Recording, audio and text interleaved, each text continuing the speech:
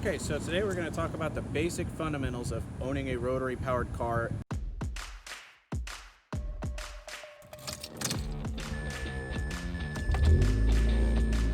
We're going to talk about warming a rotary engine car up. I start the car, let it idle for 30 seconds, and then I start to drive. At idle, it doesn't make very good oil pressure.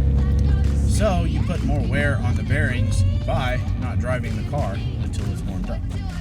I usually will not exceed 3,000 RPM at least until the gauge on the dash is up to operating temperature, which is about just below halfway.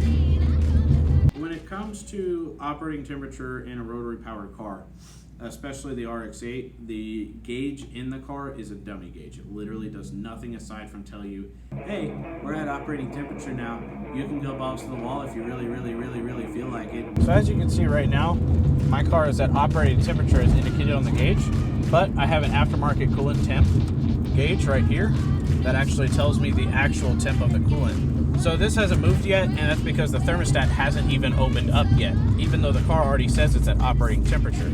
So when the thermostat opens up, you'll actually see this gauge start to rise.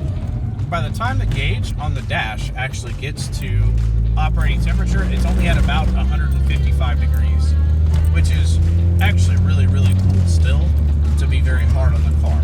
So what I usually do is by the time the gauge gets up there, I can usually take it to about 4,000 RPM and not feel so bad about it. But I still like to keep it on that 3,000, RPM range to protect the engine more. So if you're looking at this gauge right here, you can see the thermostat's open because it's starting to rise now. And we've been at operating temperature for probably 3 or 4 minutes now. It'll usually stay in the 180 to 190 range if it's cooler outside. So I mentioned earlier that the gauge is a dummy gauge. And what I mean by that is it doesn't move up until it's too late. And it comes up way too early. But really once you hit 220, 230 degrees, that's when the engine starts to actually fail on itself. So the stock gauge does not actually move up until it hits 231.5 degrees. So basically your engine's already dead by the time the gauge actually raises one tick. And you're lucky if the gauge raises up and you do not end up with blown coolant jacket seals.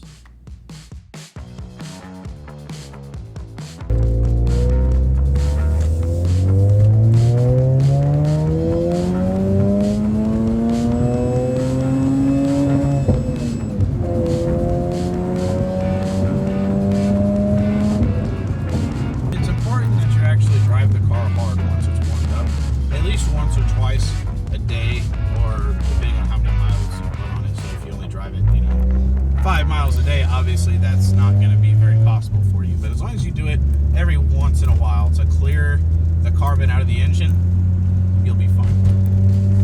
The automatics are 125 miles an hour. The manuals are only drag limited, and usually they top out around 155 miles an hour. This has nothing to do with the gearing though, it's just simply the electronic limiting of the automatic transmission and the computer in the car. Rotary engines pop a lot from the exhaust, and it's just because of their design. They run really rich. There's a lot of fuel, a lot of air, and that means a lot of miles. So on this car, I usually get between 18 to 23, 24 miles per gallon, depending on how I'm driving it. So if I'm driving it all freeway, I can get closer to that 23, 24, 25 mile per gallon range. But in the city, it's pretty much absolute garbage at around 16 to 18 miles per gallon. Which still isn't that bad, but it's pretty bad for a 1.3 liter engine.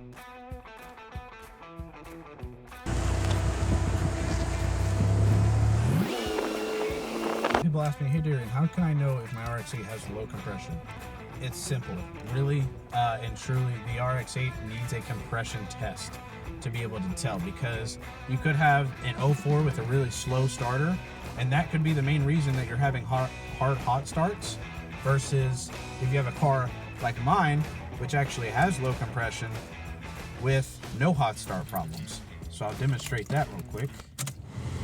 So ignition on. This is a hot start. We just got finished driving. You could just hear the fans kick on. Fires right up. So a good hot start is not always a good representation of the internal health of the engine. It could still have bad compression even with a good hot start.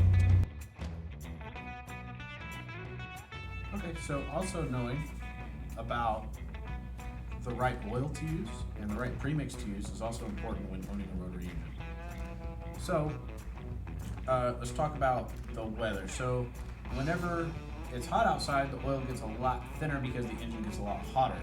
Whenever it's cooler outside, the oil retains that thickness and doesn't get so thin as the engine warms up. So obviously in different climates, you want to use different oils.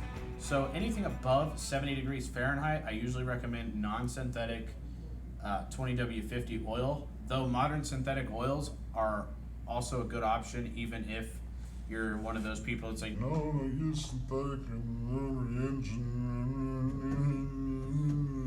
No, you can use modern synthetic oils in a rotary engine. But back in 2004 when the Rx8 was made, in the handbook it specifically said, do not use synthetic oils in this engine because at the time synthetic oils were new and not very well tested. So in anything below 70 degrees Fahrenheit, I recommend that you use 10W30 or 10W40. It doesn't really matter, just as long as it's thicker than the 5W20 Mazda recommends. So premixing, what is it? Why do you use it? And when the hell are you supposed to use it? Premix obviously helps lubricate things. That's what premix is, it's oil. The thing that premix does that regular crankcase oil will not is mix with the fuel as if it's an additive. With rotary engines, it's always a good idea to use at least half an ounce per gallon of premix in a gas tank if you know your oil metering pump is functioning properly.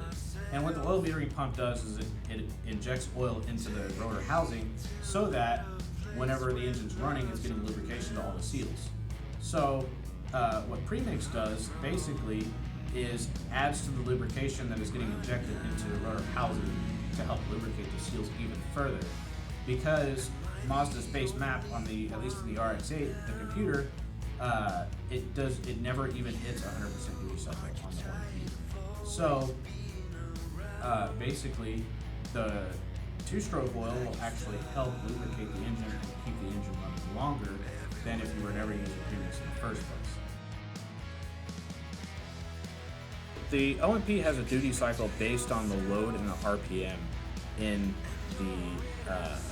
the computer. So if the engine is loaded 100%, you're going to get X amount of oil injected, and if it's at X RPM, it's going to have X oil injected. So basically what the duty cycle is the amount of time that the O&P is actually open. So it's never actually open 100%. It's only open about 85% throughout the entire ref band, and that's if you're on max load, max RPM the entire time.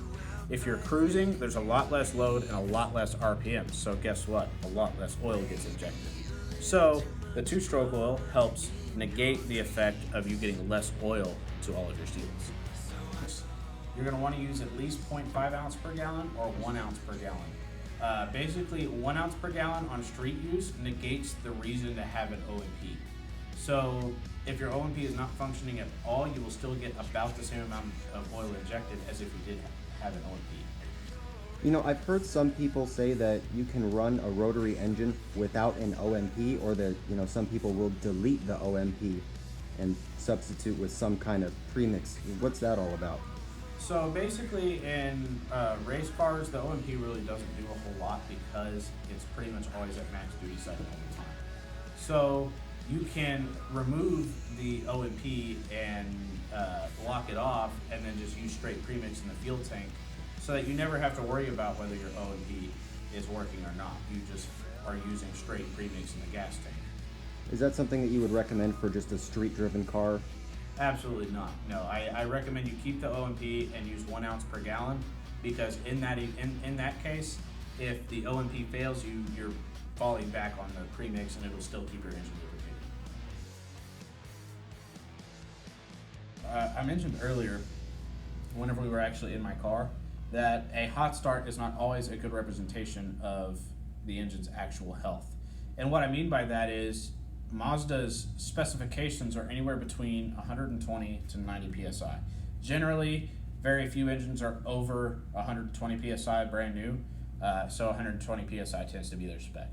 Where 90 psi is a failing engine, though the engines really will run fine down into the 70s and the 60s. The high 60s is where you'll typically start to see problems if they have an upgraded starter.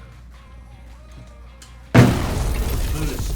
Okay, so when boosting a rotary engine, it's very important to realize that whenever you boost a car, it runs hotter, a lot hotter. So basically in the Renesis and the Rx8, it's a multi-side port engine. So what that means is that the exhaust port is in the iron instead of in the housing.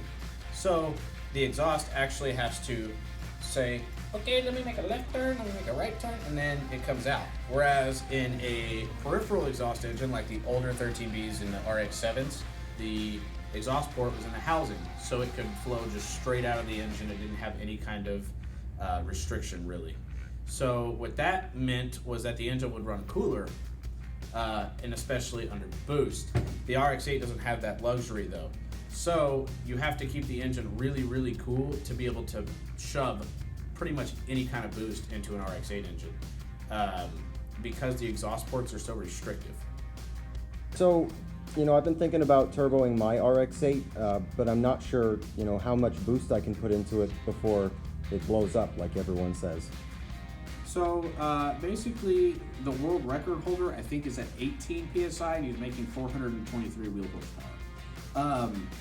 Obviously, not every Rx8 is going to achieve that without being built properly. So a really safe figure is 8 to 10 psi in that range, and it should net you anywhere between 300 and 350 horsepower, depending on how the engine is built. But realize that you have to have the cooling system upgraded properly in order to be able to run any kind of boost at all of your Rx8 engine. So do you have to do any other internal upgrades as far as reinforcing the block so that it can handle that 8 to 10 psi, or can it handle that potentially without any internal modification? So the 300 to 350 wheel horsepower mark is achievable on a stock block with no external reinforcements of any kind. More than that, I would say to go with pinning or some other form of making the block more solid, so that you pretty much lose the chance of popping a coolant seal in the process. So at this point, we've covered just about everything aside from starters.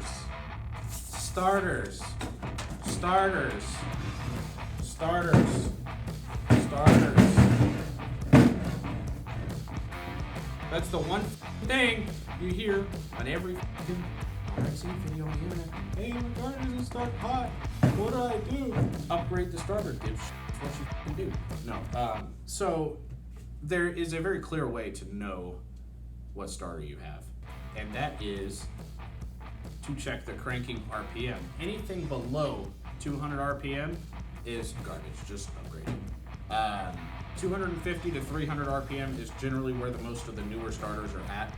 The N3Z1 starter that Mazda makes is 250 RPM-ish, and then the N3R3 starter is 300 plus RPM. So basically, starter RPM is a big factor in determining compression whenever the engine is starting. The faster the starter rotates the engine, the more compression the engine makes, which is why it hot starting fine is not always an indication of good compression. Anyways, thank you guys for watching today. If you have any questions, feel free to ask us at Rice to Rescue, and